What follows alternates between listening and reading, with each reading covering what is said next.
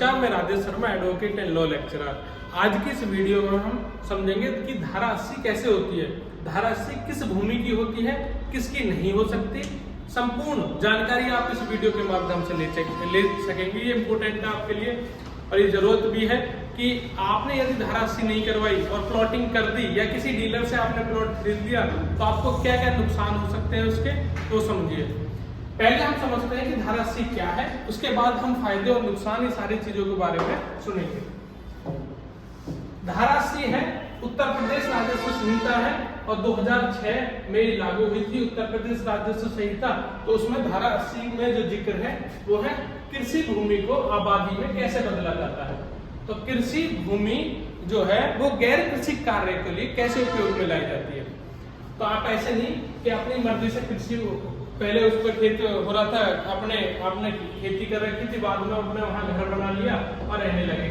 तो आपने ये चीजें जो करी हैं आप बिगर माननीय न्यायालय के नहीं कर सकते इजाजत के, क्योंकि लगान देनी होती है। कृषि भूमि की लगान अलग होती है, आबादी भूमि की लगान अलग होती है।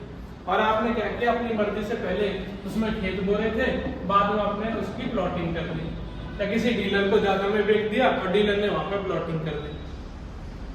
डीलर आपसे बोल रहा है कि मैंने इसमें धारा 80 करवा ली, तो आप उससे एक बार धारा 80 के कागज मांग लीजिए। धारा 80 होती कैसे है वो मैं बताता हूँ, आबादी में कैसे बदला जा सकता है, कौन सी भूमि आबादी में बदली जा सकती है, कौन सी भूमि आबादी में नहीं बदली जा सकती, क्या कैसे बदला जा सकता है, कैसे दावा पेश किया जाता है। तो संपूर्ण जानकारी मैं आपको इस वीडियो के माध्यम से दूंगा। कहीं आप फंस ना जाए तो आपको संपूर्ण जानकारी आपके दिमाग में होनी चाहिए। धारा 80 के लिए पहले तो जो आपकी भूमि है, जो भी क्षेत्रफल है आपकी भूमि का, वो गांव के या आबादी से सटा हुआ होना चाहिए। किससे सटा होना चाहिए? आबादी से। उसके बाद पहला जो रिक्वायरमेंट है वो यही है कि आबादी से सटा हुआ हो। दूसरी उसमें रिक्वायरमेंट है कि वो उसकी 4 दीवारी हो रही हो। यदि 4 दीवारी है तो बहुत अच्छी बात है, ठीक है। और उसमें एक छोटा मोटा कमरा बना दिया, आपने इसमें छोटा मोटा कमरा बना दिया, 4 दीवारी कर दी, ठीक है। तो ये एक फायदेमंद होगा आपको धारा 80 कराने के लिए। उसके बाद ही किसी अधिकरण, जैसे नोएडा प्राधिकरण है हमारे यहाँ पे, तो कोई भी प्राधिकरण है उसके अंतर्गत नहीं आनी चाहिए। यानी प्राधिकरण के अंतर्गत वाली जमीन है, उसने एक्वायर कर रखा है, प्राधिकरण के अंतर्गत उसके उसमें आती है, प्लान में आती है, तो आप उसका नहीं करा सकते। या सरकार के किसी प्लान में आती है, आपने धारा 80 करवा भी लिया तो उसका कोई फायदा है नहीं। तो कहने का मतलब प्राधिकरण में नहीं आनी चाहिए, आबादी आसपास सटी हुई होनी चाहिए, 4 दीवारी यानी कि उसकी होनी चाहिए। किसी वो मत्स्य पालन की जगह ना हो, वहां पर कोई मत्स्य पालन, कुक्कुट पालन, कुत्ते पालन वगैरह नहीं होता हो। और माननीय न्यायालय को उस भूमि को सुनने का अधिकार हो, तो आप उसकी आबादी करवा सकते हैं। आपको उसकी कोर्ट फीस जमा करनी पड़ेगी और धारा 80 में दावा पेश करना पड़ेगा। आपको यदि ऐसी भूमि करनी है, आपको आबादी में करवानी है और आपके सारी चीजें पैरामीटर्स फॉलो होते हैं, तो हमारी जो टीम है, जो Rajesh Sharma and advocate and associates की जो टीम है, वो आपको सहायता प्रदान करेगी और इसमें आबादी करवाने में आपकी मदद करेगी। दावा बनाएगी, दावा पेश करेगी, उसमें आपकी सारी जमीन का समझाएगी माननीय न्यायालय को कि कैसे हो सकती है वो। उसमें फीस भी माननीय न्यायालय की फीस करनी पड़ेगी, आपको देनी पड़ेगी। यदि आपने धारा 80 करवाई बिगर प्लॉटिंग कर दी है और डीलर्स ऐसा करते हैं, फिर इसके क्या नुकसान होते हैं वो सुन लीजिए। भैया आपने प्लॉट लिया और उसने बोल दिया इसमें धारा 80 हो रखी है और मैं आपकी जो रजिस्ट्री वो प्लॉट में करवाऊंगा। डीलर बहुत तेज होते हैं, वो बोलेंगे आपसे कि जो मैं आपकी रजिस्ट्री वगैरह करवाऊंगा वो आवास या प्लॉट में करवाऊंगा। तो आपकी गैर कृषि भूमि की प्लॉट में उसने रजिस्ट्री करवा दी, लेकिन उससे कोई फायदा नहीं, वो फायदेमंद नहीं है। चाहे आपने स्टाम्प पे, क्योंकि आप बोले कि हमने तो रजिस्ट्री में स्टाम्प पे जो किया था वो आवासीय भूमि का किया था, ना कि कृषि भूमि का।